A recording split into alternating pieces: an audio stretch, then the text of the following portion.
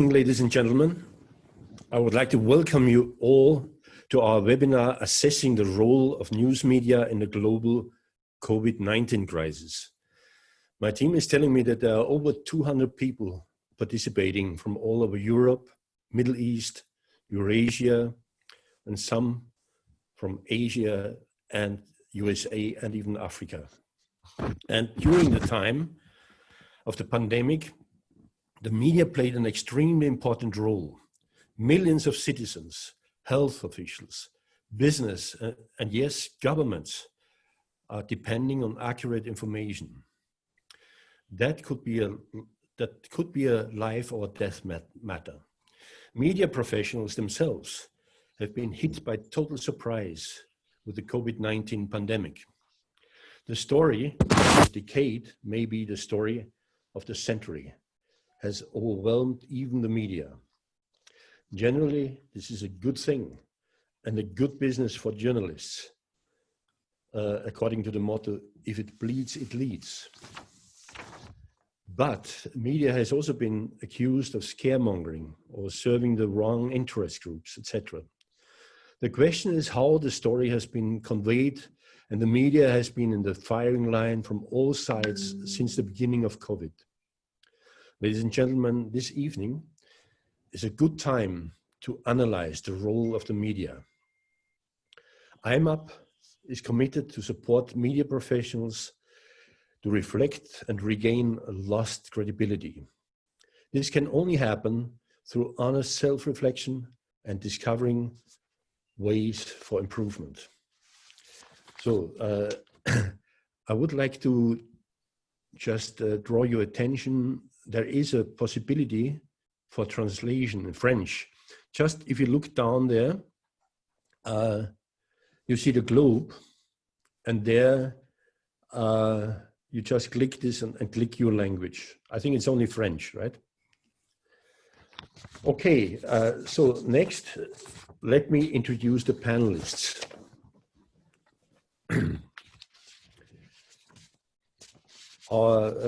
There is, first of all, Cheryl Wettstein from the USA. She is senior advisor to the IMAP, the International Media Association for Peace, and she's former Washington Times national reporter. Hello, Cheryl. Are you there? The next is Mr. Humphrey Hawksley, author, former BBC correspondent and Asia Bureau Chief, United Kingdom. And then we have Mr. Willy Fortray, Director and Editor-in-Chief of Human Rights Without Frontiers, and from Belgium. And then last but not least, Dr. Rubina Möhring, President of Reporters Without Borders from Austria. So let me introduce now our next speaker. She is Cheryl Wettstein. Cheryl Wettstein is an award-winning journalist with 40 years experience, beginning as a Metro reporter in New York City, and then 33 years at the Washington Times. Her newsroom positions include feature writer, assistant, business editor, bi-weekly columnist and national reporter in Congress, the White House, the Supreme Court, the state legislators, later on the Times business side. She developed an award-winning special sections plus multiple sections around faith. She currently is the senior advisor to the International Media Association for Peace. Let's welcome Cheryl Wettstein. Well, good evening to you, and it's a real pleasure to be able to discuss the news media's performance during this year's COVID-19 pandemic. As you just heard, I am a senior advisor to the International Media Association for Peace, or IMAP. This new project of the Universal Peace Federation was launched this February at a large global peace and education summit in South Korea. The Washington Times Seige Ilbo of South Korea, and Seikei Nippo of Japan were the three media co-sponsors. The global summit was led by Dr. Hakcha Moon, who founded UPF with her late husband, the Reverend Dr. Sun Myung Moon. And part of the summit was actually to celebrate his long life on the 100th anniversary of his birth. IMAP is being launched at Mrs. Moon's behest on the strong and deep foundation of the World Media Association, which some of you may remember. The World Media Association was renowned for its large international conferences on topics such as media ethics, media's mission, media's best practices. And to assist journalists in their craft, the World Media Association held many fact-finding tours all over the world to provide journalists with opportunities to personally meet and interview important leaders in their countries and learn firsthand what was going on, especially in trouble spots. So IMAP's mission today is to provide leadership and networking opportunities to media practitioners around the world and address the current crises in media leadership, media credibility, media standards and ethics, and the seemingly never-ending industry upheavals and innovations. IMAP will encourage development of responsible global media industry that is highly trusted, independent and prosperous, and accessible to all people. And as the peace word in IMAP's name suggests, there's also a strong desire to assist the news media to shine a light on dialogue, collaboration, and conflict resolution as a way to promote human development, human rights, social well-being, freedom, and happiness. In my remaining minutes, I'd like to offer a few thoughts on the media coverage of the COVID-19 pandemic using the 4 core missions of the media as my markers. So as we know, first, news media is supposed to gather eyewitness information. And in any other crisis, reporters would be swarming the bombing site or the towns that were hit by a hurricane in order to get firsthand stories and then follow the leaders around to hear what they are hearing from the experts on the ground. With COVID-19, human relationships were virtually shut down. How many reporters could get into hospitals or nursing homes or even families' homes to see and hear what was going on? Any news gathering, it happened at arm's length. Also, let me know if this is true in your news organization. Didn't COVID-19 atomize your newsroom? How many of you had in-person collaborative strategy meetings on how to cover this massive, unprecedented pandemic? Or was everybody trying to coordinate on cell phones and email? I mean, it's no wonder wires could get crossed on how best to tackle this monster of a breaking news story. Second, the media is supposed to vet or verify information to make sure that their news articles and broadcasts present the fullest, most accurate truth possible. Now again, in a world where everyone's supposed to stay home, the media had to fight to identify and then find and contact the desired experts to get the live interviews and live videos that they needed that were independent of whatever the government was saying. And when it came to finding reliable sources, how many reporters or editors have ever covered a pandemic before like this?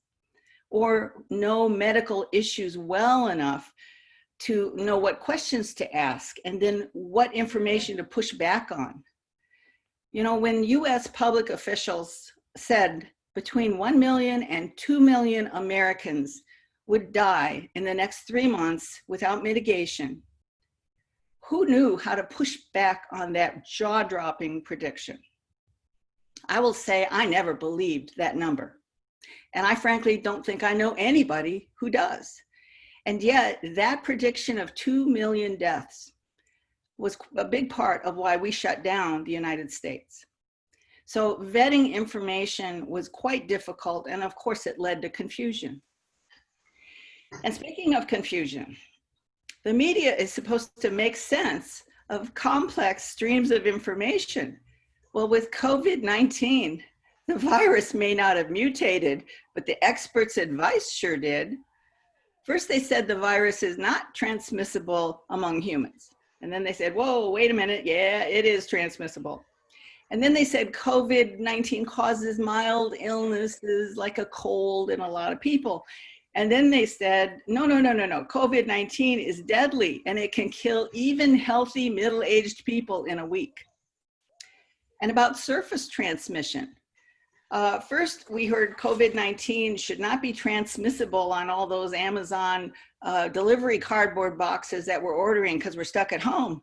But then it came out that COVID-19 actually lasts 24 hours on cardboard. So please don't touch that package when it gets here. And then as of June 2nd, our United States CDC says COVID is unlikely to be spread by domestic or international packaging. I mean, how on earth can the media keep their stories straight and accurate when experts are jumping around and changing their tune virtually every week? And finally, a hallmark of media is its brilliant investigative reporting. But with COVID-19, I'm not sure any of us acquitted ourselves very well on this. Even the experts that the media had to depend on did not understand this virus for a long time. They thought it was like other respiratory infections, which is perfectly reasonable. But the truth is that this virus attacks people's blood vessels and it causes deadly blood clots. So while reporters were clamoring about the lack of respirators, they didn't learn much later that they were chasing practically the wrong problem. They should have been asking about anticoagulants and blood plasma injections with COVID antibodies. The panelists, pathologists, I should say, pathologists were actually seeing the blood problems back in early March. And good reporting could have brought that to light sooner, but it was just so difficult to handle this. So I pray today investigative reporting will focus like a laser on COVID cures as well as prevention technologies. So that's what I have to say this evening, and I'm glad to turn it back to Mr. Zor for the next speaker. Thank you so much. Thank you, Cheryl. It's very good to hear from an insider of the American media. Thank you. Welcome. So our next speaker will be Mr. Humphrey Hawksley. He's author, former BBC correspondent and Asia Bureau Chief in the United Kingdom. Humphrey Hawksley is, he's been joining in 1983, and this work has taken him to crisis on every continent. He was expelled from Sri Lanka. He opened the BBC television bureau in China. He was arrested in Serbia, and he initiated the global campaign against enslaved children in the chocolate industry. He is a documentary maker, including The Curse of Gold and The Bittersweet, examining human rights abuse in global trade. He is a prominent commentator and an author of both fiction and non-fiction books.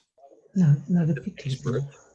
He's an expert on China tensions in the Asia-Pacific region. I can say myself that he is a real good fiction writer, thriller author. I'm just reading one of his books. Okay, after this short advertisement, I'd like to give it to Humphrey Hawksley. Thank you. Humphrey, you're on. Thank you, Peter. Yes, I was just unmuting myself. Thank you, and thank you everybody for being here in this incredibly important topic that we're doing. I'm what, as Peter said briefly, I'm what they used to call a barefoot reporter. by trade, working from far-flung foreign fields, filing in stories to the BBC in London and other news outlets over the years. And as that great Victorian novelist and journalist Charles Dickens, we're marking the 150th anniversary of his death today, which is why I'm putting him in, he said, always wandering here and there, seeing many little things which, because they interest me, I think may be of interest to others. The role of the media has, of course, changed unrecognizably since Dickens' day and since I stepped into my first war in the 1980s, but it's also remained the same. It's to tell stories and explain and shine a spotlight on things that we may not know about, but should or are simply interesting. So where are we now with COVID-19 and the media? Well, sitting here locked down in London, I, as Cheryl said, am totally confused. I may or may not have had COVID-19. My wife more probably has had it, but we don't know. We're 4 months in, and we have no idea of how to get tested. I was cycling through Hyde Park the other day along the Northern Carriageway and bumped into an army-run drive-in test place. I wasn't allowed to take photographs. It had no customers. I asked the warden there, how does one register to get tested? He had no idea. He didn't know what was going on. He was going off shift. It has been like that for 3 or 4 months. There are conversations about how many people can meet together, how far we can drive, how the virus travels and lives, as Cheryl said, and the politicians keep telling us that their guidelines are clear, which they might be on some largely unseen document. Excuse me a second.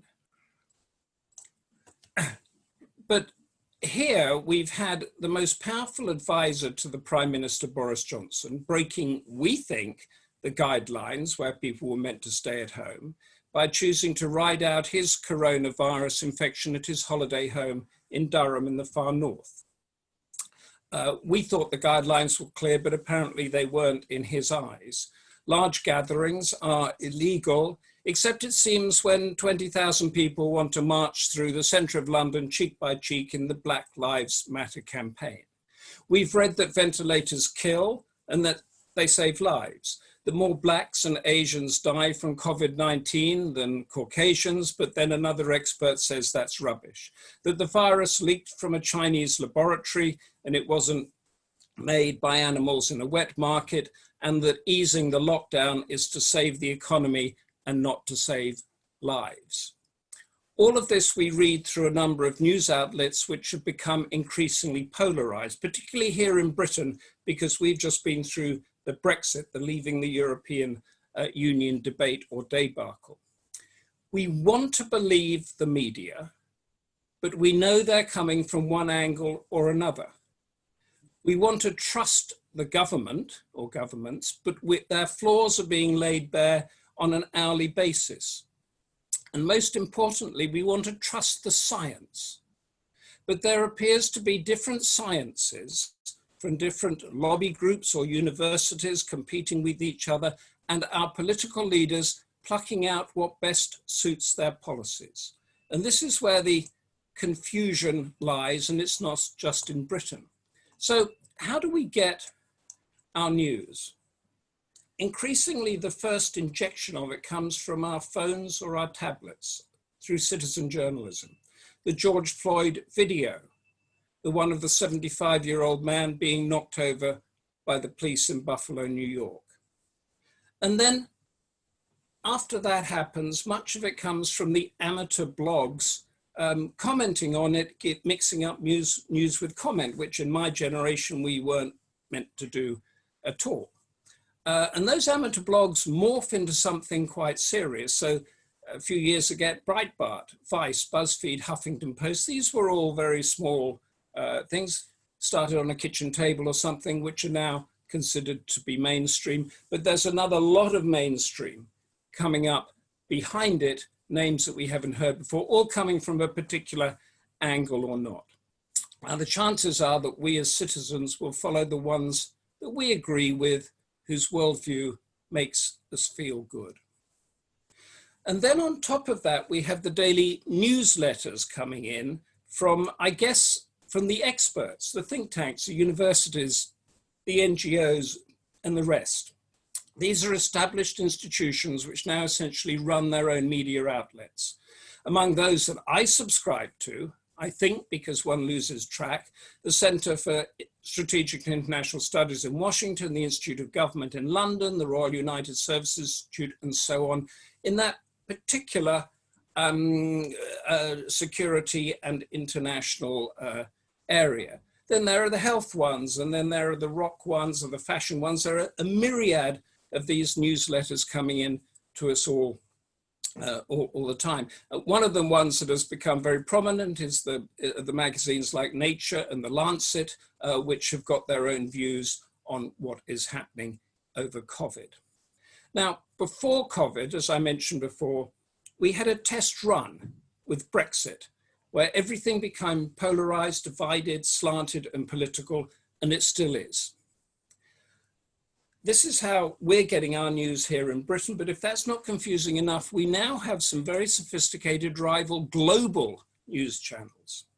The BBC, which I worked for many, many years, used to be described as the world news as seen from London. In other words, we're going to be as fair and unbiased as possible, but you have to understand it's put together by a group of people who live in London, so therefore we're going to reflect a little bit of that in how we put the news over. It's a global leader. The Voice of America carried out, it was seen more of a sort of overt US Cold War slant, but now we have the very slick RT, or Russia Today, the China Global Television News Network, Al Jazeera, where the English and Arabic versions are very, very different from each other, and so on.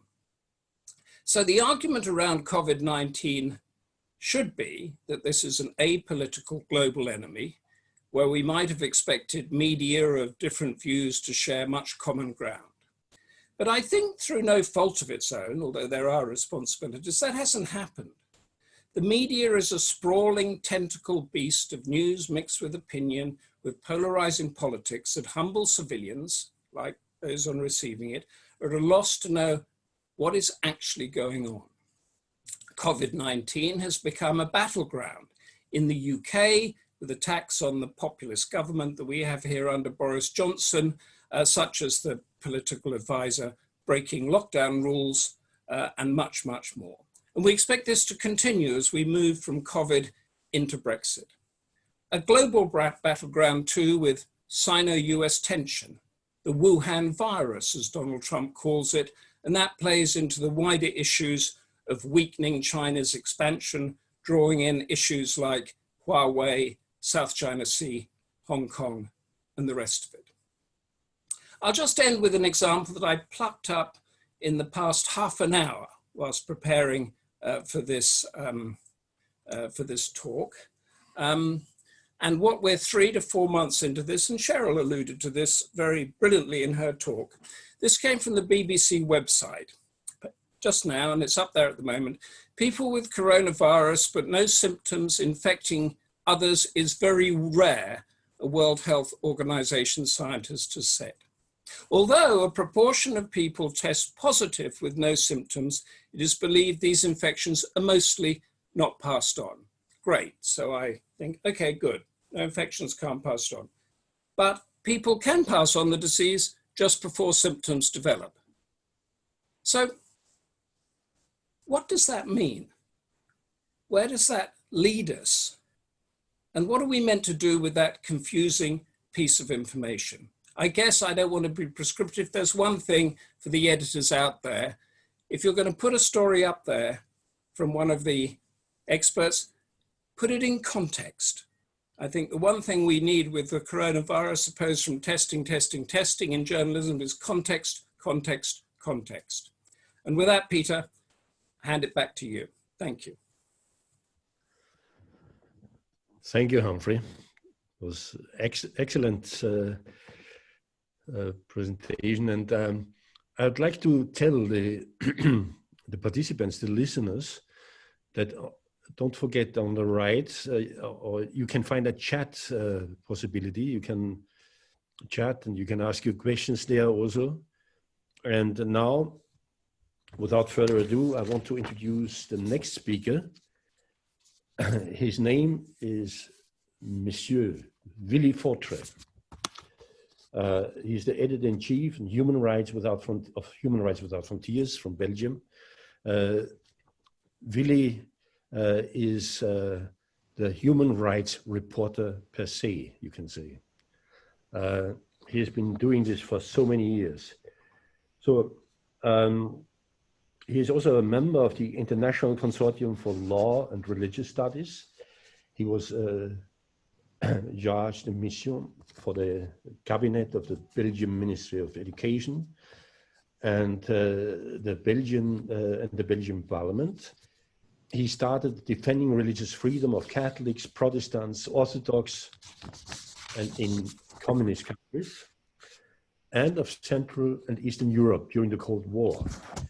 In the mid-1970s, in December 1988, he founded the Human Rights Without Frontiers, which is now a very formidable international human rights organization, and he has got a very impressive readers list for his newsletter, which is over 10,000 NGO leaders, decision makers, journalists, etc. So look out for Human Rights Without Frontiers. Willy, it's yours.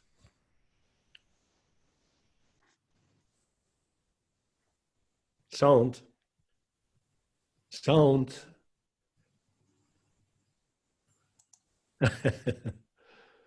Okay, can you hear me now? Yeah. Yeah, okay, good. I'd not seen the message.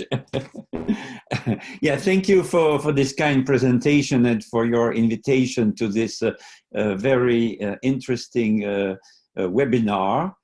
As you said, we've been covering freedom of religious belief around the world for many years, which means violations of Article 19 of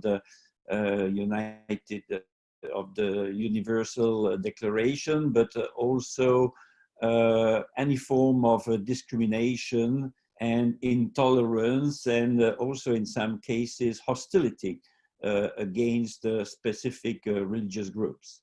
So with the COVID-19 phenomenon, we were surprised to see that a number of religious groups were scapegoated by two types of actors: the media, or some media at least, but prominent media, but also politicians. And we investigated three cases, one in South Korea of a new religious movement, and two in France, an evangelical church in Mulhouse, and also a traditionalist Catholic church in Paris. And we are in contact with a Muslim group in northern India that it is also defamed by politicians and the media. What we have noticed is that the scapegoating of any group never emerges from a vacuum. It's like a fire that has been brewing for some time or for a long time, but it has never gone out, and that at any moment can flare up again. And that's what we've seen with the groups that we have investigated. And it was really a common denominator that before COVID-19, there were already a target of hostility and defaming campaigns and so on. I will not go into the details of each of the three cases, and I will first focus on the events in Mulhouse in the northeastern part of France.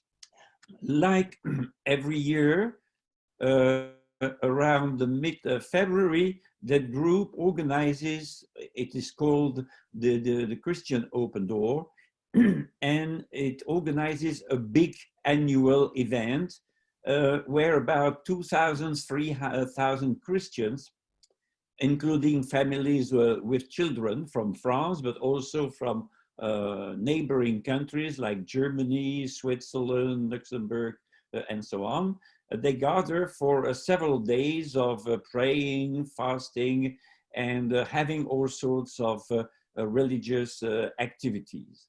When it happened this time, it was between the 17th and the 21st of February. At that time, there were no restrictive measures at all. Churches, bars, restaurants across the country were open. There were football matches, so life was almost normal. But just a few days after that big event, the pastor, Pastor Peter Schmidt of that church, realized that there was something wrong with the believers, because a number of them, about 20, got sick and were tested positive. And this was the first visible cluster in France, but it was never investigated either by the authorities or by the media, how and when the virus had reached that religious gathering.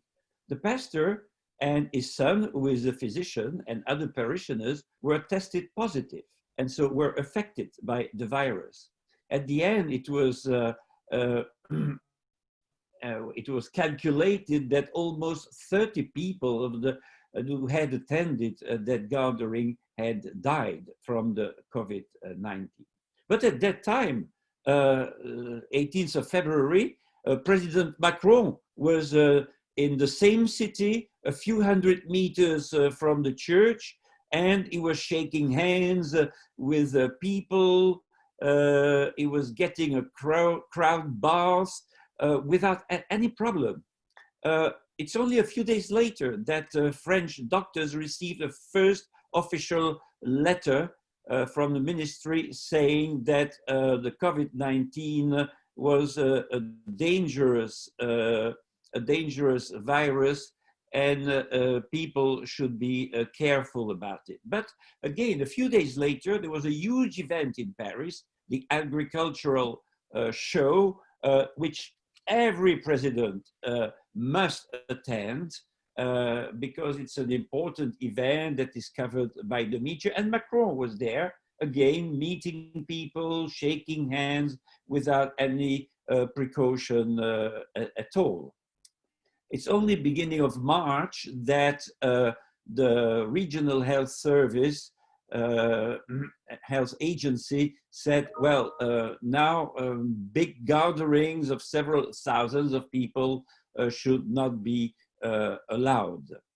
So the public stigmatization in fact started only 4 weeks after the gathering of the church, the evangelical church. And it started from a regional high representative of the state that is named in French le préfet, and it was a woman, and she was new in that position in that region, and she made a statement on the radio saying, and I quote, "The pandemic started from an evangelical gathering which took place in the Haut-Rhin with more than 3,000 people and no respect for the restrictive measures. In short, everything cannot be done, everything that cannot be done, and we pay a high price for this disrespect of basic measures." But this accusation was not only wrong, but it was false news, because there were no restrictive measures at that time. So that accusation was totally baseless. And then every time she was interviewed by the media, she was repeating again and again that the cluster started with that evangelical gathering in Mulhouse that was not respecting, allegedly not respecting the restrictive measures. Of course, when such a person in such a high position representing the state makes such a statement, the media follow up. And so that's how the snowball effect, the dynamic of the snowball effect started, an escalation of the media afterwards. So French media started reproducing a declaration. Then it was another politician from the opposition, Jean-Luc Mélenchon, the charismatic leader of a left-wing political movement and a member of the National Assembly. He pointed at that evangelical church in France as being the cluster, the original cluster of the pandemic in France, and making them responsible for the expansion of the cluster. And he said that on television in a very long prime time political show. And then you have the escalation of other media. You have also another leading national newspaper, a well-known one, Le Figaro, dramatically amplifying the wave of stigmatization by writing, for example, and I really want to read those 4 or 5 lines, because it's really manipulation of an event and some sort of brainwashing of public opinion and turning a public opinion against a specific group. And this is baseless. And so they wrote in Le Figaro, this issue sheds a harsh light on the community Porte Ouverte Chrétienne, so Christian open doors, created on the model of Pentecostal meager churches, headed by Samuel Peter Schmidt, who is surrounded by a team of, and between inverted commas, pastors, and about 20 employers. And the newspaper, end of the quote, and the newspaper quoted an unnamed elected person in an unidentified state institution as saying that the pastor had not managed to get the recognition of the official Protestant Federation of France. You must know the context of the relations between the state, institutions, and religions in France. And just to make it short, a few years ago, there was a very controversial blacklist of so-called cults, dangerous cults, that had to be avoided, prosecuted, and so on and so on. So that's a general context. And evangelical churches were on that blacklist of so-called cults. And so you see how the media played with that context and how they were selling such a message.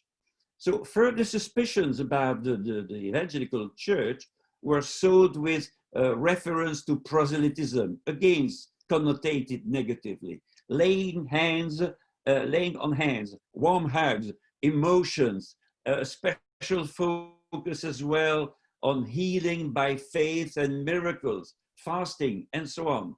As I said, such connotations are not at all insignificant in France. They echo that state-driven campaigns warning against so-called cults and the defamation activities also of anti-cults associations over the last 3 decades. So there were so many connotations that I will not further analyze because it would take too much time. But what I want to show is first the dynamics from where it started, a representative of the state, and then the media.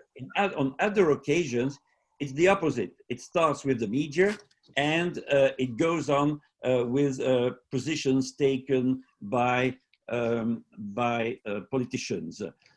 Just to finish my presentation, is that the evangelical church tried to contact the federation, the French Federation of Evangelical Churches, tried to meet Mr. Macron to tell him the truth about what had happened in Belarus, and he never answered their requests. And also other representatives of the state, like the préfet, never met representatives of the evangelical church. And I will finish it here for the moment. Thank you very much. Thank you, Willy. Very, very interesting indeed. You may have seen that one of our speakers, she's from Russia, and she actually, Ludmila Fomicheva, is in a hospital right now, and she couldn't attend. She is sorry she couldn't attend. So Yeah. I hope. I'm sorry for her as well. Yeah, I hope she will recover soon. We will pass on your message to her. And now, let me introduce Dr. Robina Möhring, President for Reporters Without Borders in Austria. This is an incredible international organization, and I have attended some of her press conferences, and it's quite amazing what this organization is doing. And she has been defending freedom of information since 2001. She's a longtime TV journalist, special correspondent, and representative of the Austrian Broadcasting Organization. This is like the, sorry, Humphrey, this is like the BBC of Austria. The ORF, and the three national TV channel, Dreisat. She is the co-founder and moderator of the monthly TV talk, Media Quartet, on Okta TV in Austria. Dr. Möhring is a historian and a long-time university lecturer on journalistic studies at the University of Vienna, Innsbruck, and the postgraduate Danube University in Krems. In 2016, she received the Golden Order of Merit of the Republic of Austria. So, Dr. Möhring, please start your talk. Do you hear me? Okay, now we hear you, yeah. Yeah, good. Well, thank you very much for all the lovely description of my person. And hopefully my statement will be lovely too, or I try to make it lovely too. First of all, I have to confess that English is not my mother tongue, and so sometimes possibly I'm just looking for some verbs or definitions, but hopefully it doesn't disturb. I'm going, as I'm a representative of Reporters Without Borders, I'm going to describe and trying to analyze the situation of media and journalists just now in the consequence of the coronavirus, COVID-19, and what could be the consequences of human rights in general. I mean, we know that the human rights are, were newly described by the United Nations in 1948, and Article 19 guarantees, or should guarantee, just something's wrong, right. And press freedom, freedom of information, freedom of opinion, and so on and so on. So just now, and let me just begin with a general standpoint. There's no democracy without press freedom and freedom of information. So the other way around, we could say governments and politicians who are used to minimize press freedom and freedom of information are more or less autocratic and far away from a living liberal democracy. Just look to Hungary, to Poland, and unfortunately even more and more to Serbia. And look to Russia, to Turkey or China, and in a certain way also to the United States of America and its President Donald Trump. He declared in the very beginning of his presidency that media and journalists are the main enemies of the American society. And as well, we all know, Trump created the terms of so-called alternative news, and he's creating alternative news without any, endlessness. So he tried to minimize the credits or the that people believe into the media and to journalists, and that people prefer to believe in him. And so we'll see what the end will be. But anyhow, autocratic people or autocratic politicians like to avoid the critical media or media, serious media, and like to prefer their own opinion and nothing else. Especially in the time of epidemics and pandemics, sometimes even democratic governments try to control the flow of information by media control and a lack of transparency. So the result of this kind of media policy, a loss of credibility of the traditional serious media and emerging followers in fake or alternative news listening to conspiracy theories. And that's very, very dangerous, I would say, because these conspiracy theorists, they are charismatic, they are, well, they are very outspoken, and they are easy to understand. And so sometimes the people prefer to believe them instead of the quality media. And when I say quality media or serious media, that's not the rainbow media, but you know, like New York Times or like Financial Times, or in Austria Standard, and in Germany Süddeutsche and Frankfurter Allgemeine. So the result of this kind of media policy, a loss of credibility, as I said, of traditional and serious media and emerging these conspiracy theorists. At the end, we could come to a point where nobody knows anymore what's true or not. And that's the danger. So people are totally irritated and don't know whom to believe, because on the other side, on the third side, politicians, even in Europe and in so-called traditional democracies like Austria, they try to manipulate people, and it was very, very obvious during the first time and the first week of the coronavirus and epidemic here in Austria. So we saw the government made the public TV to a states TV, and the states TV had to report on every single press conference. The Prime Minister, the Minister for Inner Affairs, the Minister for Medicines, and the Vice Prime Minister.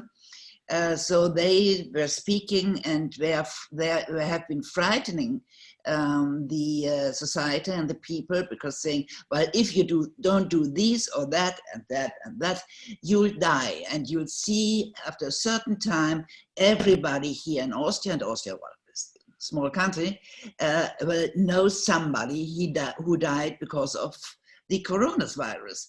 And well, they were speaking about, we have to keep people anxious, so they're going to learn to do what we want them to do in the case of the coronavirus. But what happens in other cases? I mean, it was just a general experience how society would react, and they reacted in the expected way. So from my point of view, the more we are taken hostage by the coronavirus, we have to fight for freedom and of information and press freedom more than before.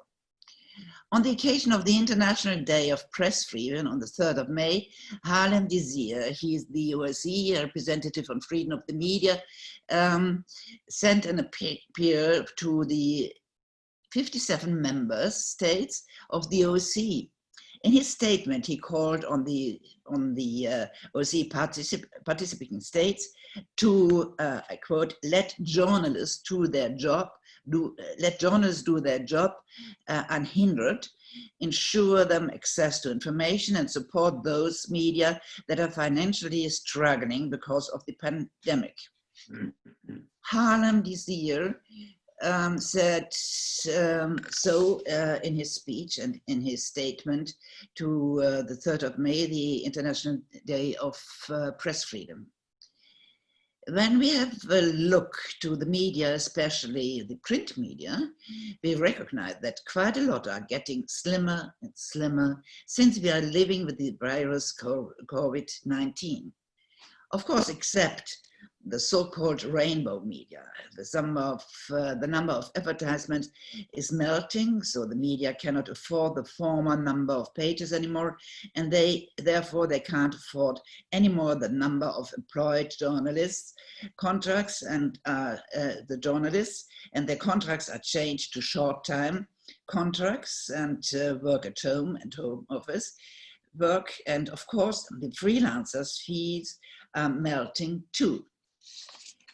Never ever you could earn an amount of money being a freelance journalist. Since Corona, it's affecting our life. Since Corona is affecting our life, it is more or less difficult to earn the money you need for the daily life. So quite a big number of journalists looked for other jobs.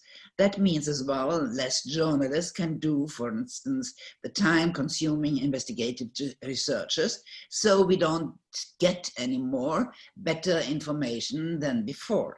And that's really just going around these problems, and that's why, of course, media should be supported by the governments, but supported without being influenced by the governments. And that the important question in this case, because of course, especially in autocratic countries, the politicians try to influence the journalists and the media, and if they don't do it, well, if they don't report as they want them to do, well, they're shut down in a certain way as well. So Harlem-Gezir defines another way: as the world finds itself in the midst of a global pandemic, the necessity of a free media is even more vital and more crucial than ever. Yet, we have seen many states responding to this crisis with measures that are restricting media freedom and limiting the ability of journalists to report on the COVID-19 pandemic, he said.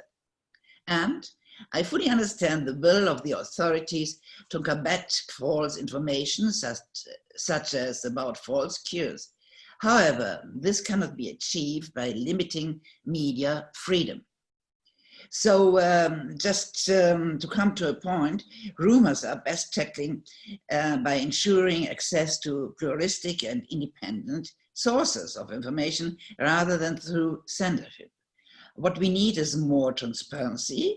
What we need is more responsibility and more journalists being free to report no more, and free to report, and we don't need any more restrictions.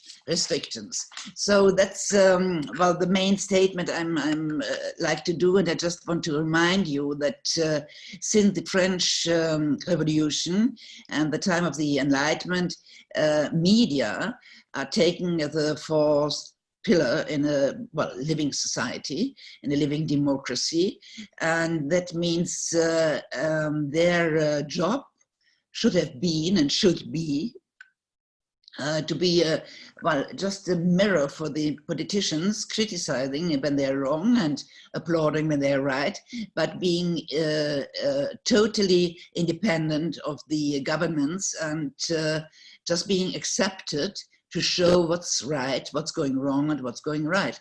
We need that. Critical journalism is not negative, it's positive. And sometimes politicians can't accept that. Thank you. Good. Thank you, Dr. Murray. Your English is pretty good, I would say. Oh, thank you. Yeah, absolutely. And now I would like to introduce it's question time now. I'm sure many have been waiting for that. I would like to introduce Mr. Heiner Hanschen. He is the director and permanent representative of the UPF office for the United Nations in Geneva, Switzerland. Heiner Hanschen. Thank you very much, Peter. Hello, distinguished panelists.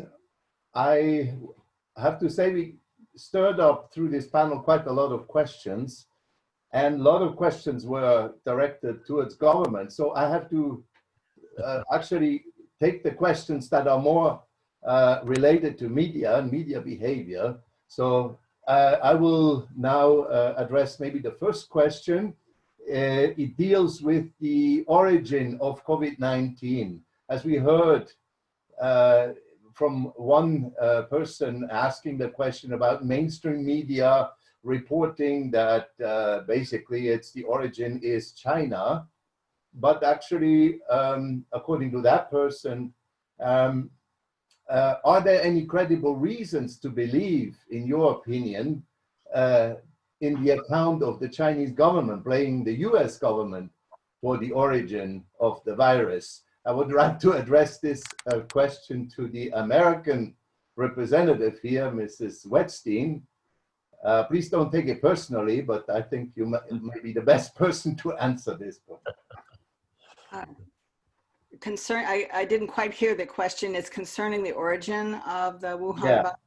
Are there credible reasons to believe in the Chinese government? The Chinese government's message that it's actually the origin was in the US. The CIA, right?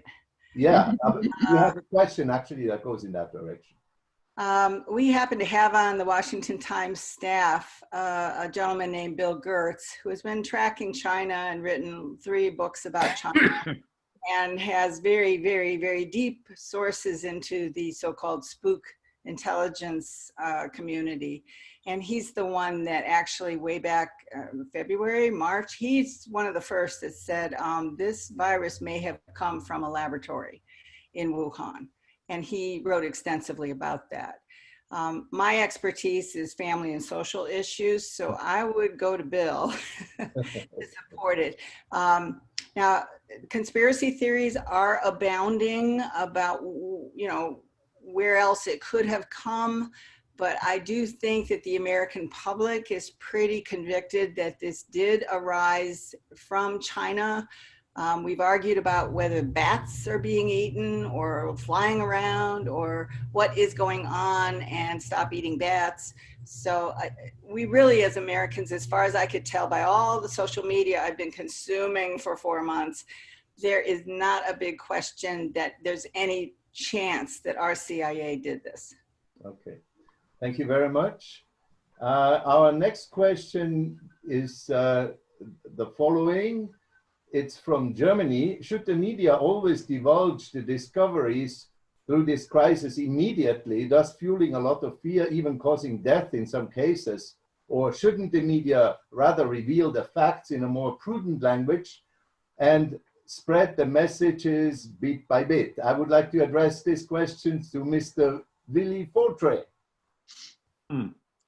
Yeah, I think we have seen the same phenomenon in France, where there was a lot of competition between experts, let's say infectiologists and others from Paris and Marseille, and trying to get first on the stage to expose their what they had discovered, which is in fact very limited.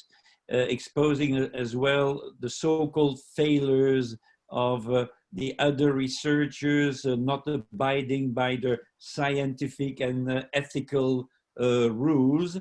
It was a very sad show, I'm afraid, because many egos found opportunities to be visible and to make their hospital or their research works to put them on the radar. And probably behind the scenes there were also competitions for possibilities of getting funding.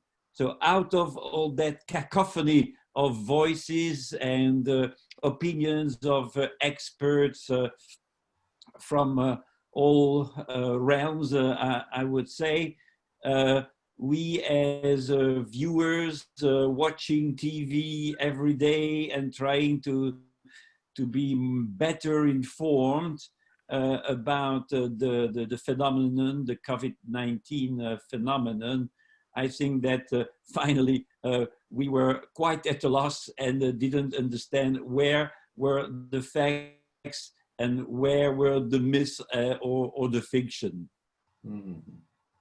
Okay, thank you. The next question is addressed to Mr. Huxley. It's from Peru. The person wrote, I see the British national media, BBC and the press taking negative view of almost every piece of information that is issued and also aggressively interviewing the Prime Minister and members of the cabinet, almost bullying them into answering an often trivial question. This is adding to the distress of many people in this situation and inciting negative and sometimes violent responses from the public. In your opinion, is this an abuse of their position as representatives of the media? And also, is this the case also in other European nations, according to your knowledge? Thank you, Peter. I think it's, I mean, the question really goes to the heart of everything. How much do you hold a government to account in a situation like this? And how much do you let it get away with things? And what's happened in Britain is, I think, to begin with, there was a high trust in government and a wish that there could be a high trust in government. But because of the way the media operates, and because they were putting a daily press conference together with a politician, and then two scientists, one medical and one scientific on each side, and the media was coming at them. And then you see, of course, you have somebody saying something, you have your 24-hour news cycle, whereby you have somebody batting down what that other person says. So I think when we say, is the media going to be responsible for this, or is it irresponsible for it? I think the nub of the question is, do we need to control the media? Do we need censorship when we have a pandemic? And I think we've just heard from the panelists here that you have to, the freer the press, the better the outcome is likely to be. So in direct answer to that, I said, no, I don't think the media have been irresponsible. It's up to the government, who have got highly paid media advisors, to get their argument straight and their message straight so that the media can take that message and sell it and explain it to the general public. Okay, thank you very much, Mr. Huxley. So our next question is to Mrs. Merving. It's a question from Austria. Given the vast differences in opinion one can see across the various media outlets on particular topics, are there reliable, non-partisan, fact-checking websites that the layperson, maybe also the professional, can use to determine the true situation? Well, you know, we got a very poor media scenery here in Austria. So I decided not only to see or to listen or to read the Austrian media, but as well the German media, for instance, and the Swiss media and the Guardian. So just to combine all this information you get from these papers or media, it's a possible way to come through a bit. In fact, nobody knows exactly what's going on. Exactly, nobody knows what's why now the countries open their branches, even though there's still the danger. I mean, it's of course for the economy and for the industry, but anyhow, and for the market. But anyhow, it's really unbelievable situation we're living in, and the media, and so some of the Austrian media as well, especially their Standard, they are trying to just to balance the information they get themselves by scientists, for instance, and by people from the outside as well, as for instance in the case of where from comes the virus. And well, I think it's quite clear, as I understand the media, that it came from China, from the region Wuhan, and that it was from the market with the wild animals. And why is Italy, so many cases in Italy? It's not only because the health system is, well, quite isn't very strong anymore, but there are a lot of Chinese people working in Italy at the countryside, and they're earning their money there. And so it was quite easy for the virus, let's say, to come to Italy and to spread out in Italy. So if you find this information, and if it's logical, let's say, you believe in it. If not, you have to find other sources as well. Yeah. And of course, the internet is very, very helpful in this. Like the World Health Organization, I have not heard that any of the speakers refer to the World Health Organization. Do you think that is there a reason for that? It was me? Yeah, that can be actually to any of the speakers. Well, I think the World Health Organization is really, really very good and very careful. And while I think a symptom for their quality is that the American president doesn't like to follow the WHO. So, I mean, that's like a merit, you know. So, and I think we should orient ourselves on what the World Health Organization is doing and telling us. Yeah. I saw Mr. Hoxley also. Thank you. I saw Mr. Hoxley also.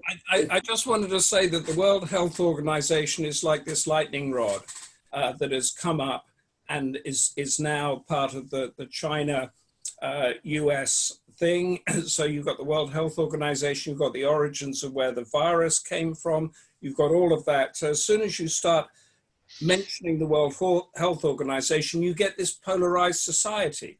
Mm-hmm. And although it's meant to be the lead on it, and I think I quoted it in my in my presentation there, it is one of these many institutions that 50 years ago would be trusted and we would follow it without question, that is now ripped apart by social media and other media on each side, so that those who are pro-American and anti-China will go for the World Health Organization to diminish its status in the eyes of many people. I'm not sure that's a very good thing, but that's just the way it is.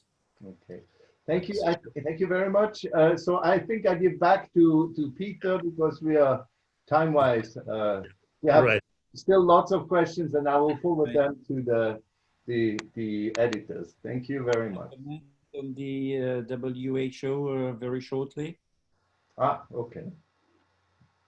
Well, Peter, you Yeah. Go ahead. Very shortly. Yeah, very short. Can I speak? sure. Yep. I don't see myself on the screen. So yeah, okay. Yeah, so about the World Health Organization, it has now become a battlefield between the US and China, in particular, but also for other reasons, in particular for their image. So the OMS is being instrumentalized by both sides. But what has really not been put on the radar is the fact that the wife of Xi Jinping is an ambassador of goodwill at the World Health Organization. And I think that sheds a specific and interesting light on the way that that China and Xi Jinping in particular is lobbying the World Health Organization. Okay. Thank you, Willie. Okay, very interesting. So I hope in future we can continue this discussion. So now, last but not least, I have to say, I want to introduce the man behind it, the European president of UPF. UPF is an international NGO which has been working in different areas diligently over the recent years, and UPF has a consultative status with the United Nations, and the European president is Mr. Jacques Marion. Jacques, please give your final conclusion. Thank you, Peter, and thank you, respected panelists and dear participants. I'd like to Thank you for attending our third Peace Talk webinar organized by UPF in our UPF Europe and Middle East region. I particularly thank the panelists for enlightening us with your experience as professionals in the media during this crisis. As this year marks the launch of UPF's International Media Association for Peace, that Cheryl Westin so ably described in her talk, I'd like to say a few words about its background. Since World War II, the world has been dominated by communication. Let's face it, the Cold War was fought more through the media than by military means. This raises the question, is it possible to use the power of media for peace building? And if so, how can this be done? When our UPF founder, Dr. Moon, created the World Media Association in the United States in 1978, he said, "My ultimate goal is to achieve lasting peace. This goal is far more likely to be accomplished by the work of the media than by military people." 2 years before, after celebrating America's bicentennial in a large rally in Washington, D.C., where he urged American people to stand for peace in the world, our founder had announced that his next focus would be to hold a rally for peace in Moscow, the capital of the Soviet Union. In 1976, the Soviet Union was very powerful and the Cold War was in full swing. So no one could imagine that Dr. Moon, who was well known for his opposition to communism, could ever be welcomed by communist leaders in Russia. Yet, 14 years later, this prediction came true. In April 1990, Dr. and Mrs. Moon were welcomed in Russia, that's exactly 30 years ago, and received by Mr. Gorbachev himself at the Kremlin. Although many factors were involved, it was mostly the work of the media that made it possible. Years earlier, in 1982, our founder had launched the Washington Times daily newspaper in Washington, D.C. He thought that the World Media Association and the Washington Times could help open a path between the United States and the Soviet Union. Over the following 8 years, bridges were built through fact-finding tours by Western journalists in various communist countries, including the Soviet Union. Eventually, mutual trust was developed, and in 1990, the UPS founders were invited, along with prominent world leaders accompanying them, to a world media conference in Moscow, jointly held by the Soviet news agency Novosti Press and the World Media Association. This conference and the personal meeting between the UPF founders and Gorbachev helped open doors for many years of work by our organization in the former Soviet Union. It's a work that continues until today. In 1989, envisioning profound changes on the Korean Peninsula as the Cold War was coming to an end, Dr. Moon launched in South Korea another important media outlet, the Sege Times, or Sege Ilbo, whose main purpose was to contribute to peace and the reunification of the Korean Peninsula. Just 2 years later, the UPF founders were able to meet with Kim Il-sung himself in North Korea. Kim Il-sung invited them to the very city where Dr. Moon had spent 3 years in a labor camp in his youth under Kim's communist regime. But this meeting with Kim Il-sung helped to open a new era of cooperation, which, among other fruits, brought the building of the first car factory to be established in North Korea. Of course, peace on the Korean Peninsula is a goal that is still to be attained.